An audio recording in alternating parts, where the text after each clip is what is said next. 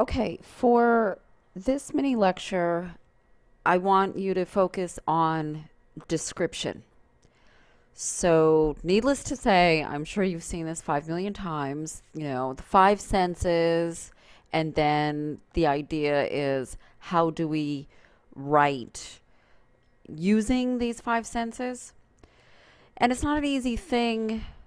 It seems easy, right? It's like, oh, I'm just going to write something and I'm going to say how it smells. But in reality, it's not an easy part of writing. It's difficult to describe something effectively. So, the readings that I have picked for you for this week use description. And when you're sitting down to read the works, pay particular attention to how the author is presenting their descriptions. So, what kind of senses are they using? How is this image forming in your head? Is the writing making you feel immersed? Are you getting a picture of what's happening? Are you feeling a connection to what the author is trying to say? So basically, go into your readings with that in mind. How is the author describing what I'm reading? Okay, so I think one way to get a handle on description is if you look at some song lyrics. Um, let's see, I have, for example, as soon as it pops up, here we go. I have like the mundane description, and then you can compare it to the actual song. So, summertime is a good time to spend all day doing meaningless things. That's the point, right? That's the point of what I'm trying to say. But that's kind of boring. I mean, okay, yeah, I get it, but is it really getting into anything?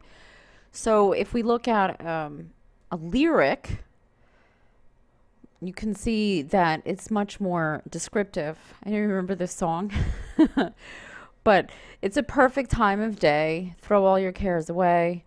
Sprinkler on the lawn, gym shorts on, all of that. Of course, the whole idea is when you're writing, you're not going to be writing it as if it is lyrics, not poems, but um, you can get the visuals, and then how can you use those visuals in your own writing? So not as rhymey and sing-songy as this, but to see the kind of visuals that they are giving you. So let's see another example. Another oldie but a goodie. I've been depressed. I can't stop thinking of you, etc. And then this was written by Prince, sung by, what's her name? Sinead O'Connor. All right, so look at that description. It's like, I'm really depressed. I can't stand it. I'm crying all the time over my breakup. But look at the description. It's 7 hours and 15 days, right? I'm counting the amount of time that you have been away from me. Um, I can't, do anything without you, because if I go and do this, I go to a fancy restaurant, it doesn't fill this void that is within me. So again, another example of how to be more specific with our descriptions. And then finally, my favorite, um, LSD. So maybe you know where I'm going with this one. Okay. Lucy in the Sky with Diamonds. Now, you want to see description, take a look at those lyrics.